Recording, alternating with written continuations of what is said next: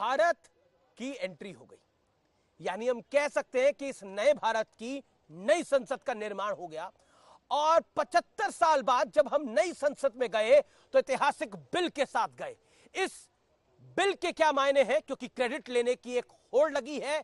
आज सीएनबीसी आवाज की टक्कर में इसी विषय पर हम बड़ी चर्चा करेंगे और साथ ही आपको मैं बताऊंगा कि किस तरह से पॉलिटिक्स खेली जा रही है 2024 को लेकर, क्योंकि कहा जा रहा है ये बिल सिर्फ एक बिल नहीं है, ये 2024 का श्री गणेश भी है। तो आज इसी विषय पर होगी सीएनबीसी आवाज पर टक्कर। और आज हम मौजूद हैं, पीछे हमारे नई संसद और पुरानी संसद है, यानी संविधान संसद है और देश की नई संसद है। उसी प्रांगण में होगी आज सीएनबीसी आवाज की बड़ी टक्कर, यानी टक्कर का मंगलवार का एडिशन, ट्यूसडे का एडिशन, गणेश चतुर्थी एडिशन आज यहीं से।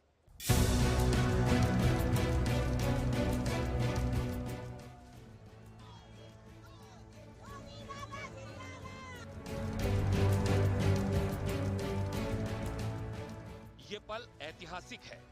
ये दृश्य सदा सदा के लिए इतिहास में दर्ज हो गया है। और सिर्फ ये पल ही नहीं, नई संसद का पहला बिल भी हमेशा हमेशा के लिए इतिहास का हिस्सा बन गया।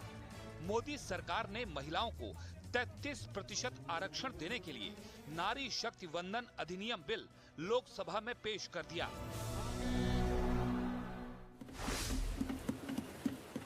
नारी शक्ति वंदन अधिनियम, इसके माध्यम से हमारा लोकतंत्र और मजबूत होगा। मैं देश की माताओं, बहनों, बेटियों को नारी शक्ति वंदन अधिनियम के लिए बहुत बहुत बधाई दूंगा। महिलाओं को अधिकार देने का, महिलाओं की शक्ति का उपयोग करने का वो काम, शायद ईश्वर ने ऐसे कई पवित्र काम के लिए मुझे चुना है। तो आई थिंक हमारे जो प्रधानमंत्री जी हैं वो हमारे पूरे देश के लिए एक प्रेरणा का स्रोत है कि महिलाओं के प्रति क्या सोच होनी चाहिए, क्या विचारधारा होनी चाहिए। हम बोलते हैं ना, कुछ भी आप नया काम करें, गृह प्रवेश करें या गाड़ी भी लेते हैं तो हम लक्ष्मी से शुरुआत होती है। तो इसमें दिखा रहे कि हमारे भारत कितना प्रोग्रेस करेगा अगर हम लक्ष्मी पे ज्यादा ध्यान दे रहे हैं। लेकिन बिल के पेश होते ही श्रेय लेने की होड़ मच गई और पुरानी संसद की तरह नई संसद में भी विपक्ष का हंगामा शुरू हो गया। डॉक्टर मनमोहन सिंह की सरकार के वक्त जो ये बिल आया वो आज तक जीवित है, राज्यसभा में पास हुआ है। इसमें महिला आरक्षण की उस बिल को पास किया जाए, पारित किया जाए। महिला आरक्षण बिल लोकसभा में पास हुआ था, कभी पास नहीं हुआ। और दो, कि ये बिल पुराना लोकसभा में लंबित है। ये बिल 2014 में ही लोकसभा के विघटन के साथ ही ये बिल निरस्त कर दिया गया। माननीय अध्यक्ष, दोनों स्टेटमेंट फैक्चुअल इनकरेक्ट स्टेटमेंट है। सदन में बिल पेश होने से पहले ही सोनिया गांधी ने भी इस पर अपना दावा ठोक दिया।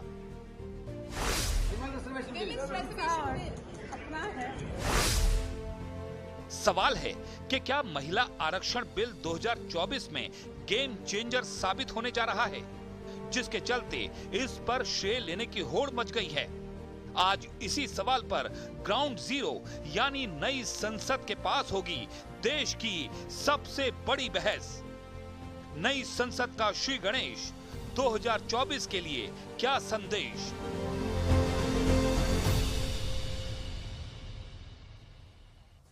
तो नई संसद का श्री गणेश क्या 2024 के लिए बड़ा संदेश है। लेकिन महिला आरक्षण पर श्रेय लेने की होड़ का विश्लेषण जरूर जानना इस समय जरूरी हो जाता है। नरेंद्र मोदी की सरकार क्या कह रही है। 27 साल पुरानी मांग पूरी करने के लिए पीएम मोदी ने अपनी पूरी ताकत को झोंक दिया। पॉइंट नंबर 2, सोनिया गांधी सदन में बिल पेश होने से पहले ही इस पर अपना दावा ठोक दिया। कहा यह बिल हमारा ही तो है। अधीर बाबू यानी अधीर रंजन चौधरी एलओपी लोकसभा में बिल पेश होते ही इसे कांग्रेस की देन बता दिया। कहा यह विजन है मैडम गांधी का। टीएमसी का दावा, ममता बनर्जी पहले ही 40% महिलाओं को सांसद बना चुकी है, तो ममता बनर्जी इन सबसे आगे है। लेकिन बड़ा सवाल है, महिला आरक्षण बिल क्या गेम चेंजर है, इसीलिए श्रेय लेने की होड़ है, और क्या ये 24 के चुनाव का भी एक तरह से श्री गणेश है। मेरे साथ बात करने के लिए आज मेंबर ऑफ पार्लियामेंट सुनीता तुग्गल है, मलूक नागर है member of parliament Bahujan Samaj party के, सुनीता तुग्गल भारतीय जनता पार्टी की हैं। मेरे साथ सुरवीन भदौरिया हैं, जाने माने राजनीतिक विश्लेषक हैं, उनका अभिनंदन है। वरिष्ठ राजनीतिक विश्लेषक हैं, मेरे साथ अकील खान है, उनका अभिनंदन है। आप तमाम लोगों का अभिनंदन है इस चर्चा में। सबसे पहले सुनीता जी, मैं शुरुआत आपसे करता हूं, और मूल सवाल मेरा यह है, क्रेडिट लेने की होड़ मची है। सोनिया जी कह रही हैं ये बिल हमारा ही तो है था, आपने सिर्फ कॉपी पेस्ट करा है क्या? देखिए अमीश जी, मुझे लगता है कि अगर आपको कोई बात कहनी है तो उसके लिए आपको उस पर अमल भी करना चाहिए जी। इतने सालों तक जो है वो कांग्रेस की सरकार रही, लेकिन उन लोगों ने जिस तरह से जो है इस बिल का एक तरह से मैं कहूंगी कि मजाक उड़ाया गया। 27 साल हो गए हैं आज इस बिल को, और मैं बहुत बहुत इस बात के लिए धन्यवाद करना चाहती हूँ आदरणीय प्रधानमंत्री नरेंद्र मोदी जी को, कि जो हर वो काम जो है वो करना पसंद करते हैं कि जिसमें महिलाओं को आगे बढ़ने का मौका मिले जी। चाहे आप ये देखिए कि पूरे कोई भी क्षेत्र ऐसा क्यों ना है, हर क्षेत्र के अंदर आदरणीय प्रधानमंत्री जी ने महिलाओं को बढ़ाने की कोशिश की है। और इसमें आप एक गरीब से गरीब महिला को लेकर और एक अच्छी एजुकेटेड जो अच्छे क्षेत्र के अंदर अपना जो है वो अपना काबिलियत दिखा सकती है, हर क्षेत्र के अंदर माननीय प्रधानमंत्री जी ने जो है महिलाओं को आगे बढ़ाने की कोशिश की है। महिलाओं के लिए उनकी संजीदगी इस बात से ही जाहिर होती है कि जैसे ही उन्होंने सरकार संभाली तो सबसे पहले उन्होंने जो उज्ज्वला योजना, महिलाओं के लिए शौचालय, यहाँ से वो एक आम जो हमारी बेटी है, हमारी बहन है, उनके लिए जो सोच उन्होंने रखी उसको आगे बढ़ाते हुए आज आप ये देखिए, बल्कि मैं उस बात को याद कर रही थी आज जब जो है ये बिल पेश किया जा रहा था कि माननीय प्रधानमंत्री जब मुख्यमंत्री होते थे गुजरात के, उस समय में उन्होंने वहां पर वन विभाग के अंदर महिलाओं को सबसे ज्यादा भागीदारी देने की कोशिश की थी कि महिलाओं का आरक्षण इसके अंदर भी होना चाहिए। क्रेडिट की होड़ जो है, क्रेडिट की होड़ देखिए ऐसा है क्योंकि आधी आबादी है, महिलाएं जो है, महिलाएं बहुत गेम आप चेंजर। लोगों ने भी वोट के लिए किया है, ये सवाल एक खड़ा हो रहा है। मैं आपको बता रही हूँ अमीश जी कि महिलाएं गेम चेंजर होती हैं।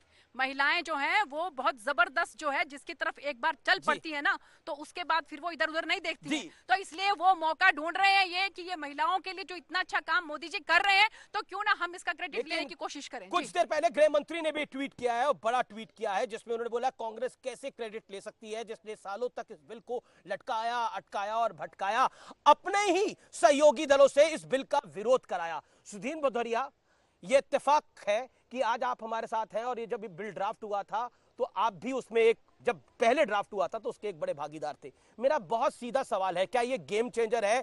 क्या ये 24 की कहानी बदल देगा? ये सवाल कई जगह से उठ के आ रहा है। देखिए, आज हमारी ये जो नई संसद है उसमें सांसद प्रवेश कर चुके हैं जी। पुरानी संसद, जैसा आपने शुरू में बताया, वो हमारे इतिहास का एक गौरवशाली पन्ना बन गया है। तो आज का मौका मैं समझता हूँ कि पूरे देश के लिए खुशी का है, और विशेषकर महिलाओं के लिए, क्योंकि इस देश में शोषित समाज के जो एससी वर्ग के लोग थे उनको संसद में हम लोगों ने, इस देश के संविधान ने, माननीय उस समय के जो प्रधानमंत्री थे और विशेषकर जो दबाव बनाया पूजनीय बाबा साहब भीमराव अंबेडकर ने, उसकी वजह से उनको आरक्षण मिला, उनको उसके अंदर भागीदारी करने का मौका मिला। कांग्रेस क्रेडिट लेने की बात कर रही है, अमित शाह कह रहे हैं कांग्रेस ने तो लटकाया इस बिल को, इस बिल पर गंभीर नहीं थी, अपने सहयोगियों से अटकाया इस बिल को। देखिए, अब अटकाने की जहां बात है तो वो कटुता का वातावरण नहीं मैं पैदा करना चाहता हूं। अटकाने वाली सारी नहीं, अब देखिए अटकाने वाली शक्तियां, अगर ये सबसे पहली बार ये जब विश्वनाथ प्रताप जी ने इस देश के अंदर ये जो विमेन कमीशन बनाया था उसी समय ये बात उठी थी। और उसके बाद क्रेडिट किसको? मैं देखिए क्रेडिट जाता है महिलाओं की को, जिन्होंने इस देश में दबाव बनाया, लगातार 30 वर्षों से वो संघर्ष करती रही। क्रेडिट अगर जाता है तो गांव में झोपड़ियों में बैठी महिलाओं को जाता है, जो संघर्ष करती हैं, खेत में करती हैं और सब जगह करती हैं। पर ये जरूर है कि माननीय प्रधानमंत्री जी लाए हैं, चलिए फाइनली बोला तो सही आपने। नहीं, प्रधानमंत्री जी लाए हैं, उस जिस सरकार में ये पास होगा उसका। और मैं ये भी कहूं कि राज्यसभा में पहले पास हुआ था जब मनमोहन सिंह जी थे, पर लोकसभा में पारित नहीं हो पाया था, जिस कारण से नहीं हो पाया था आपको मालूम है। और आपको ये भी मालूम होना चाहिए, देवे गौड़ा जी के समय में सबसे पहले आया था, पर उस समय सारी की सारी पार्टियों ने इसको पारित नहीं होने दिया था। तो ये आज खुशी का अवसर है और सभी लोगों को इसका स्वागत करना चाहिए। लेकिन क्या मलूक नागर खेल बिगड़ गया है विपक्ष का, ये इंडी अलायंस वालों का? देखिए, दो बातें। एक तो विपक्ष में कई सारी पार्टी ऐसी हैं जो हमेशा सही को सही और गलत को गलत कहती हैं। तो हम तो पक्षधर हैं, सपोर्ट करते हैं और हमेशा महिला से संबंधित अगर कभी बिल की बात आई, हमेशा कुमारी बहन मायावती जी ने सपोर्ट किया और पिछले दिनों लोकसभा में भी राज्यसभा में भी हमेशा महिला बिल का समर्थन करने की बात कही। और आज भी हम, ताकि इसका कोई इंटरप्रिटेशन गलत ना निकाल ले, पूरी तरह हम समर्थन करते हैं। और 33 के बजाय अगर ये 50% हो जाए तो और भी अच्छा हो जाए, क्योंकि 17% लोग इनकी जगह दूसरे लोग जो स्त्री जाति में नहीं है, जो पुरुष जाति के लोग हैं, वो MP बन के आ जाते हैं। तो अभी भी आरक्षण नहीं, जो अन्याय होता रहा, जो इनके हकों की दूसरे लोग फायदा उठाते रहे, दूसरे लोग बनते रहे, तो अब उसी बार उनको अब हक मिलेगा और इसका फायदा 100% आने वाले समय में मिलेगा। और हमारी पार्टी का ये भी इसके साथ एक मांग है कि जो 33% आरक्षण है उसमें दलितों के लिए और पिछड़ों के लिए आरक्षण के अंदर आरक्षण होना चाहिए। अकील साहब, आपके पास आता हूँ। आप बैठकें करते रहे, यहाँ फैसला हो गया। आप बैठकें ही करते रहे और यहाँ फैसला हो गया। 27 साल के बाद बाद हंस भी नहीं सकते, रो भी नहीं सकते। 27 साल के बाद अमीश जी, 27 साल के बाद फैसला होता है। आप ये बताइए मुझे, 2010 में पारित हो चुका था ये बिल राज्यसभा के द्वारा और वो अभी भी स्टैंड करता है। कैसे? तो 2010 में कांग्रेस के टाइम में इस बिल को पारित कर दिया था राज्यसभा ने, वो अभी भी स्टैंड करता है। अभी राज्यसभा में पारित करने की जरूरत नहीं पड़ेगी, वो पहले ऑलरेडी स्टैंड करता है। मैं तो ये कहना चाहूंगा, नहीं स्टैंड करता सर, ये गलतियां धीरेन्द्र रंजन चौधरी भी कर रहे थे, आप भी कर रहे हैं। वो ये रिपोर्ट है सर पूरी, अमीश जी चेक कर लीजिएगा प्लीज, इसको चेक कर लिए, रिपोर्ट है, इस रिपोर्ट की ऑथेंटिसिटी आपको चेक करना है। और मैं ये कहना चाहूंगा, जब हार लगी दिखने तो आरक्षण लगे बटने, ये इनकी अभी स्ट्रेटेजी है। आप ये बताइए, 2019 में सोनिया गांधी ने इनको पत्र लिखा था मोदी जी को कि भाई हम आरक्षण में आपके साथ है। 2018 में राहुल गांधी ने इनको पत्र लिखा प्रेसिडेंट बनने के बाद कांग्रेस के, भाई हम आपके साथ में हैं। और इनके घोषणा पत्र में 2014 के और 2019 के मोदी जी के घोषणा पत्र में ये शामिल था। अभी तक क्या करे थे मोदी जी, बताइए। आप कह रहे हैं कि राहुल गांधी और सोनिया गांधी की वजह से हुआ है ये। देखिए, वजह से मैंने बोल रहा हूं, जो होना चाहिए था कांग्रेस ने 2010 में पास कर दिया था। Sunita Duggal, let BJP member of parliament respond. देखिए सुनीता दुग्गल जी, देखिए ऐसा इस समय करोड़ों व्यूअर्स आपको देख रहे हैं। आप लोगों के खाने के दांत और हैं और दिखाने के और हैं। ये कांग्रेस ने जी मैं वही कहना चाह रही हूँ कि कांग्रेस ने, उनके पास मौका था इतने साल तक जो है वो उनके पास मौका था, लेकिन उन्होंने इस बिल को बल्कि मैं कहूंगी कि तहस नहस करके रख दिया। और जो मैं तो इस बात को लेकर हैरान हूं कि आज जो उनके अलायंस में है, जो ऐसे ऐसे शब्द महिलाओं के लिए इस्तेमाल करते हैं कि परकटी महिलाएं जो हैं अब इसमें संसद में दिखने लगेंगी, महिलाएं जो हैं अब हम पर राज करने लगेंगी, ऐसे ऐसे शब्दों का इस्तेमाल करने वाले। और महिलाओं के लिए क्या बोलेंगे? इतनी महिलाएं जो नंगा करके उनको परेड कराई जा रही थी, मोदी जी कुछ बोलने को तैयार नहीं उसके लिए। आप बताइए, तो मैंने आपको इंटरफेयर नहीं किया। महिलाओं की बात करेंगे तो देश के अंदर महिलाओं की दुर्गति जो हो रही है वो मोदी जी के शासन में हो रही है।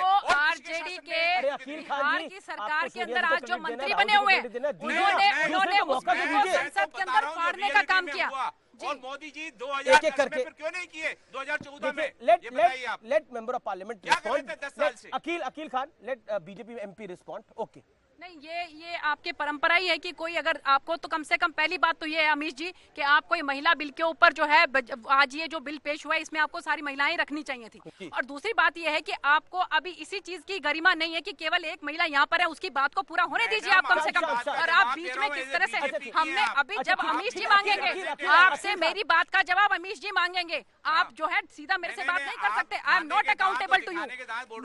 मुझे ये बीजेपी के लिए फिट है खाने के दांत। आप जब आपकी बारी आए तो आप इससे भी बढ़िया लकोक्तियां बोल सकते हैं, आपको किसी ने मना नहीं किया। आपको मुहावरा बोलने के लिए किसी ने मना नहीं किया, लेकिन बात को पूरा रखने दीजिए आप।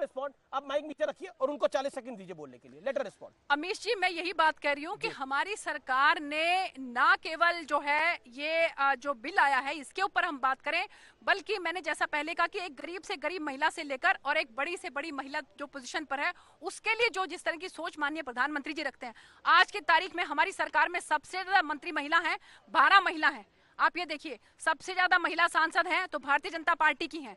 सबसे ज्यादा अगर 33% संगठन के अंदर किसी का रिजर्वेशन है तो हमारी भारतीय जनता पार्टी के अंदर है। और आप लोग बात करते हैं, आप लोग, इसीलिए मैं ये बात कर रही हूँ कि कांग्रेस पार्टी के जो है वो खाने के दांत और हैं और दिखाने के दांत और ठीक है जी। और ठीक है, मैं अकील खान अब आप ही नहीं है, खाली आप ही नहीं है, लेकिन मलूक नागर, ये जो कहानी अकील खान बोल रहे थे सुनीता दुग्गल जी को कि ये राज्यसभा में बिल पास हो गया था, वो आज भी स्टैंड करता है। इस कहानी में कितना दम है, या ये सिर्फ किस्सा और कहानी है? ये बिल तब पास हुआ। आराम से समझनी पड़ेगी बात ये।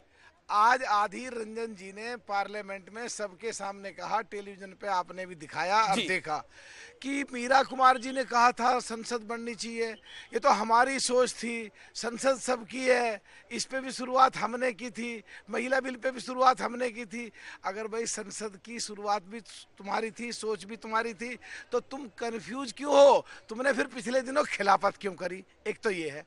दूसरा, जो आज सदन में जितना कानूनी प्रक्रिया के तहत सदन में चलते हुए में माननीय गृह मंत्री जी ने खड़े होके कहा कि अगर किसी लोकसभा के टर्नओवर में कोई बिल आता है, चाहे राज्यसभा में पेश करो चाहे लोकसभा में पेश करो, और वो टर्नओवर जब खत्म हो जाता है तो ऑटोमेटिकली डीम टू बी अनफैक्चुअस हो जाता है वो बिल। तो अब ये बिल नया दोबारा दोनों जगह जाएगा। ये लागू नहीं होता है। माइक तो उठाइए, आप जल्दबाजी में हैं। ये लागू नहीं होता है जनाब अली। राज्यसभा इज परमानेंट, राज्यसभा में लोकसभा से कंपेयर मत कीजिए इसको। ओके, सुदीन भदौरिया इस पे क्लैरिफिकेशन दे देंगे। ये जो कांग्रेस बार बार क्रेडिट लेने, मुझे थोड़ी देर के लिए निकलना पड़ेगा, कोई इंपॉर्टेंट मीटिंग आ गई है मेरी। आप 10 मिनट रुकिए, एक सेकंड। ओके, सुदीन भदौरिया। देखिए, मैंने शुरू में ही कहा कि ये जो बिल आया था तो उस समय प्राइवेट मेंबर्स बिल, महाराष्ट्र की सांसद हुआ करती थी प्रमिला दंडवते। प्रमिला दंडवते जी को आज हमें याद करने की जरूरत है। उन्होंने इस बिल को तमाम महिलाओं के साथ जो उनके साथ जुड़ी हुई थी उनके सहयोग से इस बिल को तैयार किया। और उसमें मैं ये भी आज कहना चाहूंगा कि सुषमा स्वराज जी भी थी उसके अंदर, सीपीएम से बृंदा करत थी, डॉक्टर रंजना कुमारी थी, कई महिलाएं थी, पर राज्यसभा में पारित हुआ। राज्यसभा में पारित होने के बाद किन लोगों ने, किन पार्टियों के लोग वो थे जिन्होंने फाड़ा, ये भी तो हमें वो राज्यसभा में जो बिल पारित हुआ वो स्टैंड नहीं करता ना। देखिए, ये तो कानूनी पक्ष वाले, कानूनी सलाहकार बतलाएंगे। आप कौन से कानूनी पक्ष हैं? आप कौन से कानूनी पक्ष हैं? परमानेंट है राज्यसभा। नहीं, परमानेंट तो नहीं होता। देखिए, उसमें भी एक देखिए उसमें भी आप कांग्रेस को क्रेडिट दीजिए, लेकिन थोड़े एनेक्डोट समझ लीजिए। जिस समय ये 10 वर्षों तक तो होता है, देखिए उसके बाद अगर ये समय पूरा हो जाए तो वो फिर वो भी इनफ्रक्चुअस हो जाता है। ये कहाँ लिखा है सर? ये लिखा होना नहीं है, ये आप पता करिए। मैं तो अब ज्यादा मैं बहस करने के लिए नहीं, आप ये कहीं नहीं लिखा हुआ है। 10 साल ये संसद कोई रिस्ट्रिक्शन नहीं 10 साल का, राज्यसभा के अंदर पास है, वो स्टैंड करता है अभी। नहीं, आप गलत सोच रहे हैं, आपकी सोच गलत है। सुनीता दुग्गल, मलूक नागर और सुदीन भदौरिया तीनों एक आवाज में बोल रहे हैं कि ये नहीं होता। आप चेक कर लीजिए। सांच है ही नहीं तो आंच ही आंच है। ओके, सांच है ही नहीं, ये आंच ही आंच है। ओके, एक सुनीता दुग्गल जी, देखिए, जो विपक्ष की परेशानी है, इंडिया अलायंस की परेशानी है, इंडिया अलायंस की परेशानी है, वो ये है कि आप इसका पॉलिटिकल गेन लेने का प्रयास करेंगे। कांग्रेस कह रही है कि राहुल जी ने भी चिट्ठी लिखी थी, जयराम रमेश कह रहे हैं, सोनिया जी ने भी कहा था, तो वो तो चाह ही रहे थे। तो क्या आपको लगता है कि क्रेडिट लेने की होड़ इसके लिए भी है? क्योंकि कांग्रेस ने भी एक समय पर इसकी पहल करी थी, हालांकि वो पूर्ण नहीं हो पाई थी। देखिए अमीश जी, बात बिल्कुल क्रेडिट लेने की है, यहाँ पर क्रेडिट लिया जा रहा है कांग्रेस पार्टी के द्वारा, लेकिन जो उनके पास मौका था उस मौके में उन्होंने इसका बिल्कुल इस्तेमाल ना करते हुए इस बिल के ऊपर कुछ नहीं किया। और आप ये देखिए कि हमारी सरकार ने, माननीय प्रधानमंत्री नरेंद्र मोदी जी ने, जिस तरह से, मैं अगर बात करूं कि राष्ट्रपति, पहली राष्ट्रपति महिला जो है और वो भी आदिवासी महिला आदरणीय महामहिम द्रौपदी मुर्मू जी, उनको आज अगर राष्ट्रपति बनाने का काम किया तो वो भारतीय जनता पार्टी की सरकार ने किया। इसके साथ साथ आप ये देखिए कि सबसे बड़ा जो विभाग है रक्षा मंत्रालय का, वो पिछली सरकार के समय में एक महिला को, निर्मला सीतारमण जी को जो है वो हमारी सरकार ने दिया, और अब वित्त मंत्रालय जो है आदरणीय निर्मला सीतारमण जी को दिया। विदेश मंत्रालय जो है हमारी आदरणीय सुषमा स्वराज जी के पास था। तो महिलाओं को किस तरह से सशक्त किया जाता है, ये अगर कहीं देखना हो तो वो केवल और केवल मुझे लगता है कि भारतीय जनता पार्टी करके दिखाती है। ये पॉलिटिकल गिमिक भी है, जो पॉलिटिकल गिमिक कोट अनकोट, मैं ऑपोजिशन की भाषा में बोल रहा हूं। मैं आपको मौका दूंगा। रमण जी का अपना कोई इंडिपेंडेंट थिंकिंग नहीं है, सारा ये कंट्रोल करते हैं हमारे Modi ji. You can't say this. दूसरी चीज मैं आपकी एक और बात बोलना चाहूंगा, आप बोल रहे हैं ना कि आरक्षण आज की डेट में चाइना में इंडिया से डबल है महिलाओं को आरक्षण, और अब बांग्लादेश और पाकिस्तान की बात कर लीजिए, अभी जो इंडिया में आरक्षण है ना, जो महिला संसद है, चाइना में किस तरह का लोकतंत्र है ये सब दुनिया जानती है। ऐसे उसमें आप महिलाओं की बात करते हैं, इन बातों में तो आपको चाइना बहुत बढ़िया लग रहा है। नहीं, चाइना के लिए इतना प्यार क्यों बढ़ रहा है आपके मन में? आपके मन में चाइना के लिए इतना प्यार क्यों उमड़ रहा है? वहाँ पे किस तरह का लोकतंत्र है ये सब जानते हैं। वो कह रहे कि इंडिया अलायंस जब बन गया तो ये भारतीय जनता पार्टी डर गई और उस डर के कारण ये बिल लेकर आया। मुझे लगता है कि डरने की जरूरत तो अब इनको है, क्योंकि इनके पास जो अलायंस के अंदर जो दल हैं, जो पार्टियां हैं, उन लोगों के जो वो नेता हैं, वो नेता हैं जिन्होंने जो है बिल की कॉपियों को फाड़ा था संसद के अंदर। वो नेता हैं जो ऐसे शब्द जो है शब्दावली इस्तेमाल करते हैं महिलाओं के लिए, जिसका कोई हिसाब नहीं। ऐसे उसमें अगर चिंता किसी को करने की जरूरत है तो इन लोगों को करने की जरूरत है कि ये लोग कैसे इस बात में लेकर, इस बात को लेकर एकता बनाएंगे। और उसके यूपी के अलायंस में थे मलूक नागर, क्या लालू यादव यूपी के अलायंस में नहीं थे? अमीर जी एक मिनट, इनके हिमाचल में सरकार है, छत्तीसगढ़ में सरकार है, कर्नाटक में सरकार, कितनी महिला मंत्री बनाई है इन्होंने? इनसे पूछे जरा। ठीक है, पूछिए हिमाचल में कितनी महिला मंत्री? डिफरेंस है जरूर, कोई ऑटोक्रेसी नहीं है, हिटलरवादी नहीं है कि मोदी जी ने बोल दिया उसके लिए कोई भी अपोज नहीं कर सकता है। ये डेमोक्रेसी का फंडामेंटल है और ब्यूटी भी है डेमोक्रेसी की कि भाई बिल पास नहीं हुआ, अटका रहे थे। कितनी महिलाएं मंत्री हैं आपकी कर्नाटक की सरकार में? कितनी महिला मंत्री आपकी हिमाचल की सरकार में है? आप महिलाओं की हिमायत कर रहे हैं, लेकिन हम जो करके दिखाते हैं महिलाओं के लिए, वो अगर किसी की सरकार ने किया तो हमारी सरकार ने किया। 40% है पूरे देश के अंदर। आपके जो स्टेट है जिसमें बीजेपी राज करती है, बताइए कितने परसेंट है, ये बताइए आप। मैंने आपको बताया कि हमारे तो संगठन के अंदर ही 33% महिलाएं हैं। हमारा संगठन महिलाओं की जो है जब तक उनके हमारे संगठन के, हमारे संविधान के अंदर, हमारी पार्टी के संविधान के अंदर लिखा हुआ है 33% जो है, 33% जो है इसके अंदर रिजर्वेशन हमारे संगठन के अंदर है। 12% है। मैं निवेदन करूंगा, आज ऐसा खुशी का अवसर है, इसको कटुता में ना परिवर्तित किया जाए। मैं समझता हूं कि ये बड़ा दुख की बात है।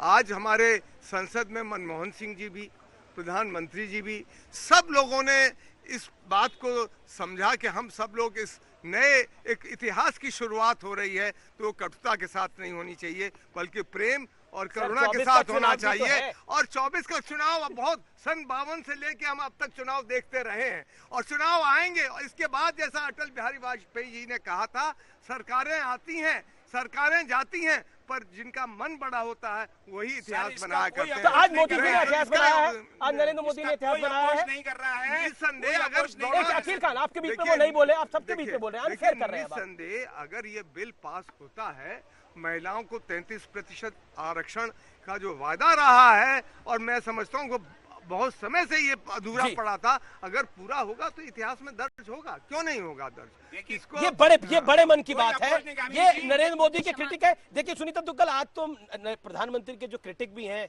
विरोधी पार्टियां भी है, वो भी कह रही हैं कि इतिहास तो है, इसमें कोई दो राय नहीं है, ये इतिहास नहीं है, लेकिन ये इतिहास स्वर्णिम अक्षरों में भी लिखा जाएगा। लेकिन 2-3 चीजें जो कि सवालों के घेरे में है। शिवसेना की मेंबर ऑफ पार्लियामेंट है प्रियंका चतुर्वेदी, उद्धव ठाकरे गुट की, उन्होंने ट्वीट करा है कि ये एक्चुअली परिसीमन के बाद लागू होगा, 2026 के बाद लागू होगा, 2029 के चुनाव में लागू होगा। तो ये जो चीजें हैं, ये कुछ संदेह पैदा कर रही है विपक्ष के खेमे में। Your take on that? देखिए ऐसा है अमीश जी, कल जो है इसके ऊपर पूरी चर्चा होगी और मुझे लगता है कि सभी जितने भी दल हैं उनको अपना अपना पक्ष इसके अंदर रखना चाहिए और जो भी इसका मंथन करने के बाद जो निकलेगा, मुझे लगता है कि उसके बाद सर्वसम्मति के साथ इस बिल को पास करना चाहिए। मलूक नगर एक सेकंड मलूक नगर, ये जो 29 में ये लागू होगा, 26 के परिसीमन के बाद, इसको लेकर जो कई पॉलिटिकल पार्टीज ने बीजेपी के जो खिलाफ है उन्होंने सवाल खड़ा करा है मंशा के ऊपर। यो टेक देखिए, ये वैसे तो थोड़ा लंबा विषय हो जाएगा जी, तो पर जो कल मिनिस्टर बोलेंगे वो क्या क्या बातें रखते हैं, उसके बाद जितने एमपी बोलेंगे वो क्या क्या बातें, क्या क्या डिमांड रखते हैं जो प्रोविजन है पार्लियामेंट का, और सबकी बातें मिनिस्टर वहां बैठ के नोट करते रहते हैं। फिर बाद में बिल पास होने से पहले मिनिस्टर खड़े होकर के क्लैरिफिकेशन देते हैं और एक एक पॉइंट का जवाब देके जब जाते हैं। तो असली बात तो कल पूरी चर्चा के बाद निकल करके आएगी। आप सब एमपीज हैं और इस समय व्यूअर्स देख रहे हैं, पीछे संसद भवन दिख रहा है। पुरानी संसद का अनुभव और नई संसद का अनुभव कैसा रहा? मलूक नागर आपसे शुरुआत करता हूं, फिर सुनीता दुग्गल और फिर भदौरिया साहब, आपने भी पुरानी संसद में तो गए हो आप, तो इस वजह से ऐतिहासिक रहा, ऐतिहासिक क्षण थे। आज 1917 में बननी शुरू हुई और 26 में पूरी, 1927 में पहला सेशन आजादी के पास इस बिल्डिंग में चला। सख्ती आजादी से पहले यहाँ से देश चलता था। डेवलपमेंट पुरानी संसद में मिस क्या करेंगे? अच्छा, और जो 1947 के बाद भी, आजादी के बाद पूरी सख्ती यहाँ से चली, और आज जो हमारे पैसे और हमारे पसीने से बनी हुई संसद, जो हमारे लिए मंदिर की तरह, संविधान मंदिर, उसमें से निकल के उनको क्या कहेंगे जो मोदी महल कह रहे थे इसको? उसमें से आज निकल के जो अपने लोगों में आजादी के बाद अपनी सोच, अपने विचार, अपना पैसा, अपना पसीना के हिसाब से, और जो बढ़े हुए एमपीओ के जो आने वाले समय बढ़ने 888 संख्या, जो उस समय 37 करोड़ थे अब 140 करोड़ हैं, उसको चलाने के लिए जो बड़ी संसद भव्य बनी है, एक ऐतिहासिक लम्हा था और खुशी की बात थी। जी सुनीता जी, एक तो पुरानी संसद और उसके बाद नई संसद में जाना, अनुभव कैसा था और पुरानी संसद में मिस क्या करने वाली हैं आप? अमीश जी, मैं इस बात के लिए मैं ये कहूंगी कि हम बहुत सौभाग्यशाली हैं कि 17वीं लोकसभा के हम सदस्य हैं कि जो इतिहास के पन्नों में भी रहे और उसके बाद भविष्य में भी जा रहे हैं, और वर्तमान में आज हम दोनों के बीच में खड़े हैं। कल रात को आप लोगों को नींद आ गई थी? आज ये बहुत ही सौभाग्यशाली दिन था कि आज जो है गणेश चतुर्थी, और गणेश चतुर्थी के दिन हम लोगों ने जिस तरह से जो है माननीय प्रधानमंत्री नरेंद्र मोदी जी के नेतृत्व में नई जो है संसद भवन के अंदर प्रवेश किया, और इसके साथ साथ जो पुरानी जो संसद भवन है उसकी गरिमा को भी बरकरार रखते हुए माननीय प्रधानमंत्री जी ने कहा भवन की तस्वीरें लाइव चल रही हैं इसको अब संविधान भवन के नाम से जो है वो जाना जाएगा, इसकी गरिमा को बरकरार रखते हुए। और नई संसद भवन के बारे में क्या आपको बताऊं कि बहुत ही एकदम उम्दा है, इनॉग्रेशन में हम भी गए थे, सुंदर है और जर्नलिस्ट एडिटर्स को बुलाया था, तो I was also part of that delegation, so I was there, मैंने उसका अनुभव किया था। लेकिन आप कुछ पूछना चाहेंगे भदौरिया साहब, और कुछ कहना चाहेंगे नए संसद भवन के बारे में? श्री गणेश हुआ है आज से नई संसद का। देखिए, पुराने से जो हम नई में जा रहे हैं, तो पुराना का जो गौरवशाली इतिहास है, इसमें हमें दो चीजें याद रखने वाली हैं।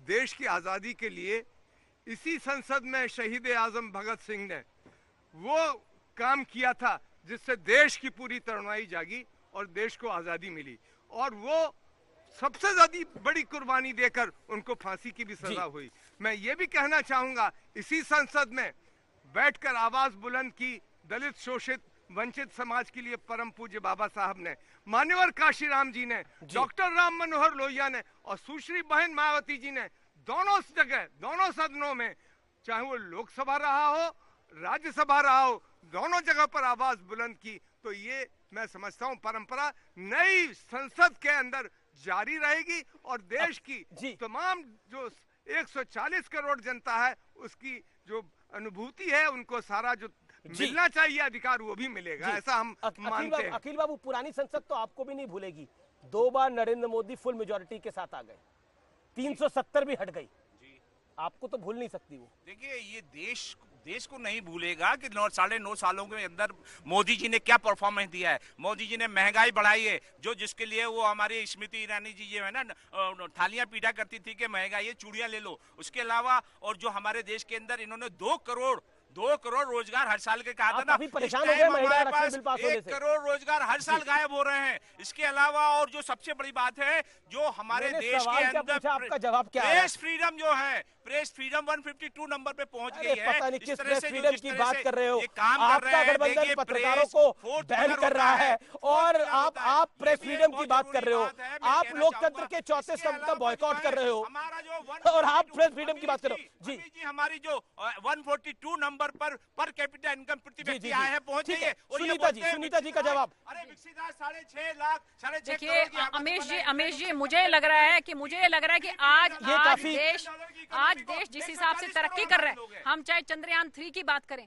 चाहे G20 में जिस तरह से हमारे देश ने रिप्रेजेंट किया है, अभी आप ये देखिए कि कितने सालों से G20 चल रहा है, लेकिन अफ्रीकन यूनियन को अगर उसमें शामिल करने का श्रेय किसी को जाता है तो माननीय प्रधानमंत्री श्री नरेंद्र मोदी जी को जाता है। और वो अफ्रीकन कंट्रीज, आप ये देखिए कि वो अफ्रीकन कंट्रीज जो है वो बिल्कुल भाव विभोर हो गए। वो उनकी आंखें भर आई ये देखकर कि हमको जो है अब इसमें शामिल किया गया है, वो G20 से अब G21 हो गया है।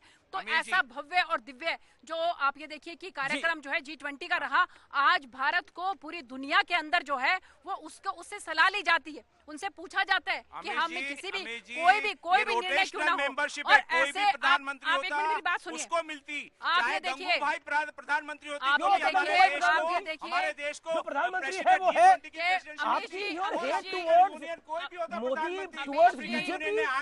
गंगूबाई भी होता कोई प्रधानमंत्री। पहले क्यों नहीं आए? ये तो G20 तो हर साल होता है। एक सेकंड मुझे सुनीता जी आप अपनी मुझे डबल माइक लगाना पड़ेगा। सुनीता जी आप बोलिए प्लीज। जी मैं ये कह रही हूँ कि G20 तो हर साल में होता है, पिछले साल क्यों नहीं हो गया फिर ये अफ्रीकन यूनियन वाला? इंडोनेशिया में हुआ। देखिए आप वो क्या बोल रहे हैं, आप क्या समझ रहे हैं? मैं वही कह रही हूँ कि जो आज भारत जिस दिव्य और भव्य स्थान पर पहुंचा हुआ है वो आप लोगों को हजम नहीं हो रहा है। बिल्कुल जो जिस तरह से माननीय प्रधानमंत्री जी के नेतृत्व में आज देश जिस तरह से तरक्की कर रहा है पूरी दुनिया के अंदर आज आप ये देखिए कि सारे कंट्रीज जो हैं वो अलग अलग मत रखते हैं, लेकिन फिर भी दिल्ली डिक्लेरेशन हुआ कि नहीं हुआ? That's the point। इस समय की बड़ी ब्रेकिंग स्टोरी है, बड़ी ब्रेकिंग न्यूज है। महिला आरक्षण बिल पर केंद्रीय मंत्री अनुराग ठाकुर के बयान आया है। मोदी बिल लाए हैं, वो पास भी कराएंगे। पहले बिल लाते थे लेकिन पास नहीं कराते थे। ना उनकी नीति ठीक थी, ना ही उनकी नीयत ठीक है। ये सीधा हमला बोला है। मेरे साथ धर्मवीर चौधरी है। पहले बिल तो लाया जाता था लेकिन पास नहीं कराया जाता था। इस बार नीति भी है, नीयत भी है। धर्मवीर चौधरी। बिल्कुल अमीश जी, देखिए मैं इसमें प्रधानमंत्री जी को धन्यवाद दूंगा, साधुवाद दूंगा कि जो मातृत्व शक्ति इस देश में महिलाओं की 50% हिस्सेदारी है जी। और आज जो नई संसद में जो है ये बिल पेश किया गया है, लेकिन अगर ये बिल मोदी जी इससे पहले ले आते तो और ज्यादा बेहतर होता। कितना पहले?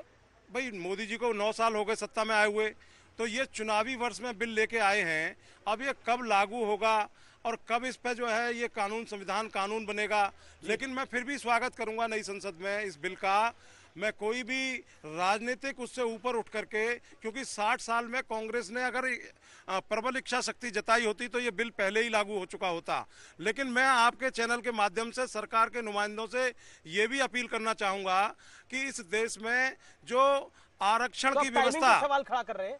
नहीं, टाइमिंग का भी सवाल है और दूसरा एक बहुत जो महत्वपूर्ण मुद्दा है, बहुजन समाज के लोगों की ये मांग शुरू से रही है कि जिसकी जितनी हिस्सेदारी उसकी उतनी भागीदारी। तो इसमें 33% की बजाय अगर 50% महिलाओं का आरक्षण जो है वो दिया जाता तो मैं समझता हूं कि ज्यादा बेहतर होता। और इसके साथ साथ ये भी देखना होगा अमीश जी कि जो बाबा साहब ने संविधान में आरक्षण की व्यवस्था की थी SC ST OBC के लिए, क्या उनके अधिकार इस बिल में सुरक्षित रह पाएंगे? आपने अपनी बात को रखा। मैं सीधा निगत अब्बास के पास आता हूँ। निगत अब्बास, आपकी नीति और नियत अनुराग ठाकुर कह रहे हैं दोनों हैं, लेकिन विपक्ष कह रहा है टाइमिंग के ऊपर सवाल है, 24 से पहले लेकर आ रहे हैं। देखिए पहले तो मैं अमीश जी ये कहना चाहूंगी कि अक्सर लोग कहते हैं कि जीत बहुत जरूरी है। कोई शक नहीं है कि जीतना बहुत जरूरी होता है, बहुत सराहनीय होता है, लेकिन उससे ज्यादा कीमती ये है कि भागीदारी हो। और भागीदारी जिस प्रकार आज देश के प्रधान सेवक ने देश के सबसे बड़ी लोकतांत्रिक व्यवस्था में महिलाओं को भागीदारी के साथ हिस्सेदारी दी है, मुझे लगता है ये अपने आप में एक बहुत बड़ा उदाहरण है। कांग्रेस कह रही है भागीदारी तो सोनिया गांधी और राहुल गांधी की भी है। मैं पूछना चाहती हूँ कैसे, जैसे आज सोनिया जी ने कहा अपना बिल, अरे मुझे बताइए, आप ही की तो नीति थी, आप ही ने इस बिल को, जैसे आज हमारे बीएसपी के साथी यहाँ पर बोल रहे हैं कि 50%, अरे आप ही लोगों ने तो समर्थन नहीं दिया था 2010 में राज्यसभा में बिल जो आपने पेश किया, वो पारित इसलिए हुआ क्योंकि भारतीय जनता पार्टी और लेफ्ट ने आपको सपोर्ट दिया था। आप लोगों की वजह से बीएसपी हो, आरजेडी हो, समाजवादी पार्टी हो या टीएमसी हो, सरकार गिरा देंगे ये कहकर आप लोगों ने कांग्रेस को लोकसभा में बिल पारित नहीं होने दिया। और वो रात की बैठक नहीं भूलती मैं, जब हुई थी, मनमोहन जी जाकर मिले थे समाजवादी पार्टी के नेता से और टीएमसी के नेताओं से और बीएसपी के नेताओं से, और अगले दिन से अमीश जी चर्चा बंद हो गई थी उस बिल की, जिस बिल पर ये हाहाकार मचा रहे थे। जिसका आप क्रेडिट लेने की कोशिश कर रहे हैं, उसमें तो आपने बिल को लगातार लटकाया। आप बिल लाते थे और अपने ही समर्थकों को बोलते थे इसका विरोध कर दो, फड़वा दिया बिल। उसके पहले अटल बिहारी वाजपेयी सरकार थी, 2027 साल से पड़ा हुआ पेंडिंग बिल। उस टाइम अटल बिहारी वाजपेयी सरकार क्या कर रही थी, और उसके बाद आपके जो बीजेपी की सरकार है उसके घोषणा पत्र में, 10 साल के घोषणा पत्र में बीजेपी, सुन लीजिए आप, 2010 के घोषणा पत्र में बीजेपी ने कहा था आरक्षण, महिला आरक्षण देंगे। 2019 के घोषणा पत्र में भी कहा था कि हम महिलाओं को आरक्षण देंगे। वो क्यों नहीं किया आपने? आप 2014 के पहले की बात करिए मैडम, 2014 के बाद क्या खत्म हो चुका है इंडिया? आप ये बताइए कि अभी तक क्यों नहीं किया आपने? और वो भी 2017 में सोनिया गांधी ने लेटर लिखा था प्रधानमंत्री को कि भाई आरक्षण के हम साथ में हैं। 2018 में राहुल गांधी ने किया था लेटर लिख करके प्रधानमंत्री को कि हम साथ में। एनडीए के पार्टनर है एलजेपी के धीरेन्द्र जी, भयभीत हो गई है, भयभीत जनता पार्टी हो गई है। अब अकील खान, आपने घमंडिया गठबंधन हुआ है और भयभीत हम हो गए। अगर भय आप में नहीं होता तो अकेले बताइए। अच्छा, जानी दुश्मन हम साथ क्यों खेल रहे हो? कल तक तो जाने दुश्मन थे, आज हम साथ साथ क्यों खेल रहे हो? खैर मैं किसी को तार्किक बात से इनको जवाब देना चाहती हूं। ये आपने सवाल पूछा इम्प्लीमेंट कब होगा, मैं इसका जवाब ले लूंगा। लेकिन धीरेन्द्र मुन्ना, क्या आपको लगता है कि आपको ये बार बार कह रहे हैं क्रेडिट की एक होड़ चल रही है, कांग्रेस कह रही है हमें क्रेडिट क्यों नहीं देना चाह रहा है एनडीए, सारा क्रेडिट खुद ले रहा है? ये मुझे तो समझ में नहीं आता है कांग्रेस क्यों इस तरह से काम कर रही है और टाइमिंग पर क्यों सवाल खड़ा किया जाए। अमीश भाई, मैं कह रहा हूं कि अगर ये 9 साल इंतजार कर रहे थे क्या कि अभी हम बिल लेके आएंगे तब ये लोग हमारा समर्थन या विरोध करेंगे? अगर महिलाओं के प्रति इनकी इतनी संवेदनाएं थी, उनको इतना सशक्तिकरण करना चाह रहे थे, तो 9 साल क्यों नहीं आप लोगों ने हल्ला करते रहा कि भाई इसको आप ले आइए? और आज इतना बड़ा दिन आया, सदन प्रवेश का दिन रहा है, माताओं और बहनों को हमने सगुन के तौर पे डायरेक्ट वहां की चाबी दी है कि अपना कानून, अपनी सुरक्षा की बात, देश के सशक्तिकरण का डिसीजन वो खुद ले। ऐसे समय में आप थपथपाइए जी। लेकिन क्योंकि नई संसद की बात है तो शफीकुर रहमान बरक ने भी बोला है कि नई संसद में नमाज के लिए भी एक कमरा होना चाहिए। कल को तो वो कह देंगे कि रमजान में इफ्तार भी कराइए, परसों कह देंगे कि यहाँ पर अल्लाह अकबर बुलवाइए, उसके अगले दिन कह देंगे कि अगर अंदर घुसेंगे तो अस्सलाम वालेकुम बुलवाइए। अरे किस तरह की बातें हैं? लोकतंत्र का मंदिर। अरे सुनिए, पूजा पाठ हो सकता है तो क्यों नहीं है? अच्छा, मैं नहीं सपोर्ट करता, लेकिन आपकी लॉजिक नहीं करता, सपोर्ट नहीं करता कि देश हमारा जो है सेकुलर कंट्री है, वहाँ पे कुछ नहीं होना चाहिए, वहाँ पे कुछ नहीं होना चाहिए। आपने देश के अंदर जो है सबको समान अधिकार है, लेकिन ये गलत है, ये गलत बात है। आप अपनी टाइम पे बोलिए, बाकी सब वंदे मातरम बोलने में आपत्ति है लेकिन नमाज पढ़ेंगे ये आप चाहते हैं, भारत माता की जय बोलने में आपत्ति है लेकिन नमाज पढ़ेंगे ये आप चाहते हैं। लोगों को ही कहलवा देते हैं, सवाल विषय से अलग हो रहे हैं। आप अनफेयर कर रहे हैं। Okay, let BJP respond. क्योंकि उन्होंने इतिहास की बात करी, वैसे तो इन्हें पता होना चाहिए कि किस प्रकार राजीव गांधी जी के पास 400 सांसद थे और फिर भी वो पूरे 1 साल तक उस बिल पर बैठे रहे जो नूरुल हसन ने और एल्वा के रिपोर्ट में उन्होंने बोला था कि यूसीसी पर चर्चा होनी चाहिए, उसको लाना चाहिए, ट्रिपल तलाक खत्म होना चाहिए और विमेन रिजर्वेशन आना चाहिए। क्यों आप 1 साल तक बैठे थे? खैर, आप महिला आरक्षण की बात करते हैं। मेरे भाई, भारतीय जनता पार्टी एकमात्र इकलौती ऐसी पार्टी है जिसके ऑर्गेनाइजेशन में अमीश जी रिजर्वेशन है। उसके अलावा एक लौती ऐसी पार्टी है जिसमें सबसे अधिक महिला मंत्री हैं, 11 हैं आज की तारीख में। इसके अलावा लोकसभा में आप जाकर गिनती करिएगा या टीवी पर देख लीजिएगा कि सबसे अधिक महिला सांसद किसके पास है, भारतीय जनता पार्टी के पास है। ये सारी बातें हम लोग तो निरंतर महिला सशक्तिकरण करते आ रहे हैं और आज भी कर रहे हैं। मणिपुर पर चर्चा करते हैं। अच्छा सुनिए, धर्मवीर चौधरी मणिपुर पर ही क्यों? ये धर्मवीर चौधरी का वक्त है। राजस्थान भी भारत का ही अंग है, तो बोलिए। राजस्थान में कितने रेप हुए थे? एक शांत देखिए, अकील खान, मुझे अकील खान का ऑडियो ऑफ करिए, अकील खान का पीसीआर ऑडियो ऑफ करिए। Nighat Abbas hold on. लेकिन एक सेकंड, आपका ऑडियो ऑफ है। Dharmveer Chaudhary on screen, only Dharmveer Chaudhary. Dharmveer Chaudhary, क्या आपको लगता है जो टाइमिंग को लेकर कई लोग सवाल उठा रहे हैं, क्या वो सवाल वाजिब है? देखिए अमीर जी, मैं अगर खुले दिल से बात करूं तो नरेंद्र मोदी जी वो दांव मारते हैं जिससे विपक्ष चारों खाने चित हो जाता है। और मैं आपके माध्यम से मोदी जी से भी एक अपील करना चाहूंगा जी, केंद्र सरकार से भी अपील करना चाहूंगा। माननीय मोहन भागवत जी का अभी थोड़े दिन पहले आरक्षण को लेकर एक बयान आया था, और अब ये नई संसद में हमारी महिलाओं के लिए 33% आरक्षण की व्यवस्था सरकार कर रही है।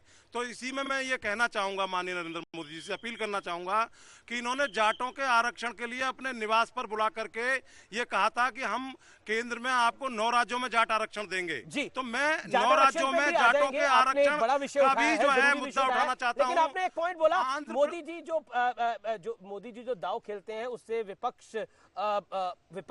चित हो जाता है, चारों खाने चित हो जाता है। तो ये इंडिया अलायंस जो है ये चित हो गया है इससे?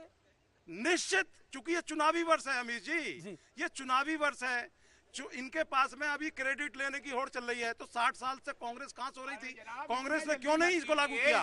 और जो लोग इसका विरोध कर रहे हैं वो महिलाओं का विरोध कर रहे हैं, चाहे वो हमारे अकील साहब हों चाहे दूसरे लोग हों।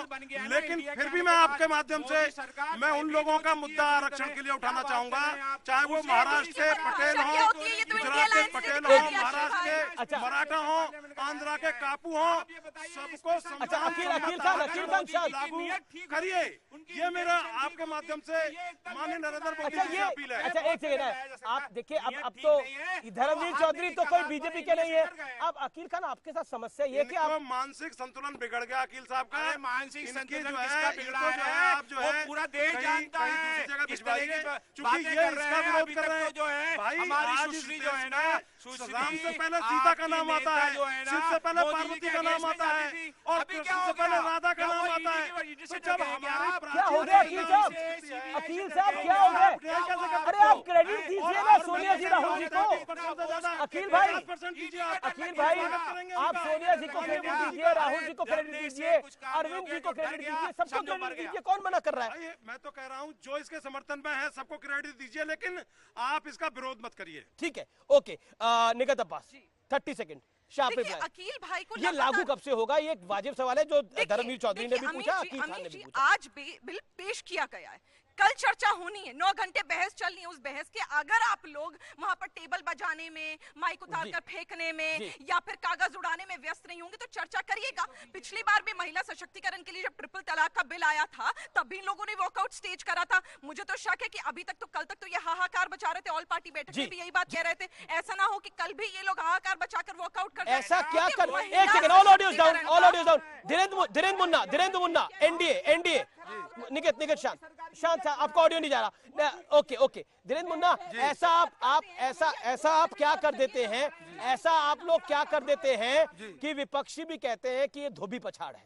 देखिए, क्या इसको अंग्रेजी में लोग बोल रहे हैं आजकल कि ये मास्टर स्ट्रोक है जी, लेकिन एक्चुअल में ये माँ के लिए स्ट्रोक है, ये बहन के लिए स्ट्रोक है। उसी को ये लोग तो अंग्रेज हैं, इंडिया वाले लोग हैं, IND विदेशी वाली बात वो बोलते हैं ना, इसको मास्टर स्ट्रोक बोलते हैं। एक्चुअली में हम हिंदी भारत के लोग हैं, हम बोलते हैं कि हम अपनी माँ के लिए स्ट्रोक लिए हैं, हम अपनी बहन इंडिया के भारत लिए वाला गेम खेल गए इसके बिल्कुल खेलते रहेंगे। भारत में अगर हिंदी में नाम लेना है, अरे खेलना नहीं है, आदर करना है। और अगर आप कहते हैं तो क्या अमीश भाई 10 सेकंड, अमीश भाई 10 सेकंड, क्या गलत तरीका है? अमीश भाई 10 सेकंड। अगर मैं अभी बिल लेके आया हूँ तो क्या ये कहना चाहते हैं कि अंतिम वर्ष में सरकार चादर ओढ़ के सोए रहे?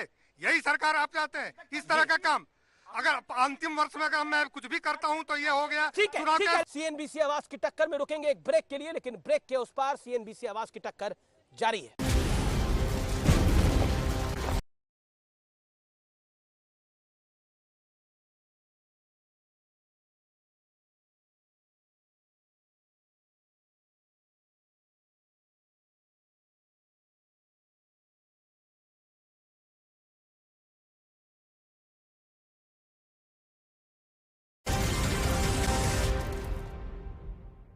और व्यूअर्स, अब बात सत्य और तथ्य की। सपने सब देखते हैं और उन सपनों को पूरा करने का सपना भी सबका ही होता है, लेकिन जो उन सपनों को पूरा करने के लिए पुरुषार्थ करे, दृढ़ निश्चय के साथ आगे बढ़े, उसे हिम्मत वाला कहते हैं। आजादी के बाद से भारत निरंतर आगे बढ़ने की प्रक्रिया से गुजरता रहा, लेकिन लगातार विदेशी आक्रमणों और गुलामी के लंबे दौर ने भारत के नेतृत्व को हुआ तो हुआ वाले माइंडसेट में पहुंचा दिया था। और इसका नतीजा यह हुआ कि भारत जैसे समर्थमान देश को आज जहां होना चाहिए था, वो उससे काफी पीछे रह गया। सियासत और सियासी गोल सेटिंग अपनी जगह है, लेकिन सत्य और तथ्य यह है कि देश के मौजूदा नेतृत्व ने एक नहीं बल्कि कई मौकों पर साबित किया है कि सिर्फ सपने देखने से काम नहीं चलता, उन्हें पूरा करने के लिए कड़ी मेहनत और मजबूत इच्छा शक्ति की आवश्यकता होती है।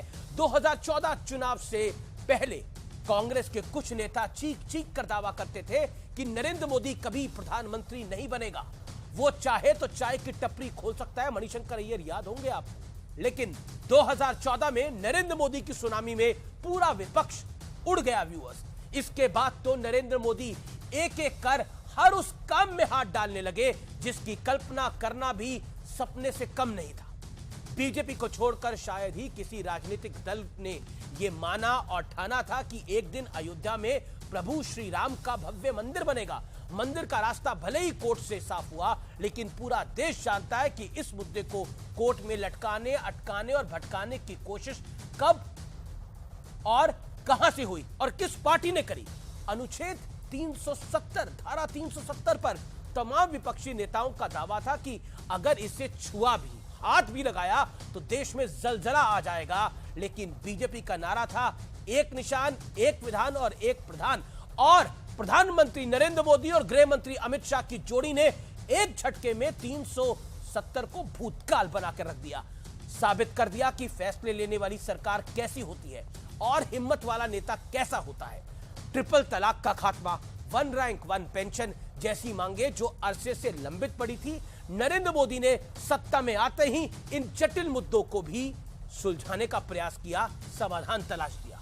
आपको मुंबई का 26/11 का हमला तो याद ही होगा, याद है ना, ताज होटल। उस वक्त की कांग्रेस सरकार, डॉक्टर मनमोहन सिंह सरकार निंदा करती रह गई, लेकिन उरी और पुलवामा में पाकिस्तान ने दुस्साहस किया तो नरेंद्र मोदी ने कहा पाकिस्तान ने बहुत बड़ी गलती कर दी है, उसे अंजाम भुगतना पड़ेगा। और इसके बाद सर्जिकल स्ट्राइक और एयर स्ट्राइक की कहानी पूरी दुनिया को पता है, आपको भी पता है। हालांकि हमारा विपक्ष अभी भी उसके सबूत मांगता रहता है और वो एक गठबंधन के पार्ट है। सिर्फ देश ही नहीं, पूरी दुनिया को योग के सामने नतमस्तक करना हो या फिर चीन की दीवार को ध्वस्त कर कर मसूद अजहर को ग्लोबल टेररिस्ट घोषित कराना, मोदी के तीर हमेशा निशाने पर लगे हैं। भारत की अध्यक्षता में अफ्रीकन यूनियन का G20 में शामिल होना साबित करता है कि अब मोदी के सामने वर्ल्ड ऑर्डर बदल रहा है। अब दुनिया भारत की तरफ उम्मीदों से देख रही है। पूरी दुनिया की अर्थव्यवस्था चरमराई हुई है, लेकिन भारत लगातार आगे बढ़ रहा है, वो भी तब जब हमारी तरक्की पर हमारे घर में सवाल उठाए जाते हैं। लेकिन ये सत्य और तथ्य है कि हम लगातार आगे बढ़ रहे हैं। अब देश की नई संसद पर श्रेय की होड़ भी मच गई है। कांग्रेस का तो दावा है कि उनके दौर में सबसे पहले नई संसद की काम की शुरुआत हुई या फिर उस जरूरत का ख्याल तक आया, लेकिन वो ख्याल ही रह गया। लेकिन नरेंद्र मोदी की दृढ़ इच्छा शक्ति ने कोविड के बावजूद नई संसद के ख्याल को वास्तविक कर दिखाया। हालांकि देश ये भी जानता है कि आज श्रेय लेने वाले पूरे सेंट्रल विस्टा प्रोजेक्ट को मोदी का महल और पैसे की बर्बादी कई बार बता चुके हैं। इतना ही नहीं, श्रेय लेने वाले अब महिला आरक्षण बिल पर भी खुलकर सामने आ रहे हैं। कहा जा रहा है कि ये कांग्रेस सरकार चाहती थी, उसका ओरिजिनल आइडिया था, सोनिया गांधी का प्लान था। हालांकि ऐसे ही दावे जीएसटी, याद होगा, आधार, ओआरओपी को लेकर भी किए जाते हैं, लेकिन ये आइडिया सिर्फ आइडिया ही रहे, पूरे कब हुए ये पूरा भारत जानता है, आप भी जानते हैं। ठीक ऐसे ही मोदी सरकार ने अब महिला आरक्षण पर अपने कदम आगे बढ़ा दिए हैं। आज के सत्य और तथ्य का निष्कर्ष है कि सियासत तो होती रहेगी व्यूअर्स, लेकिन हमें रुकना नहीं है, हमें आगे बढ़ते जाना है, हमें थमना नहीं है। आलोचना को आभूषण बनाकर देश हित के महायज्ञ में अपना योगदान देते जाना है, बढ़ते जाना है, काम करते जाना है। फिलहाल इतना ही। नमस्कार।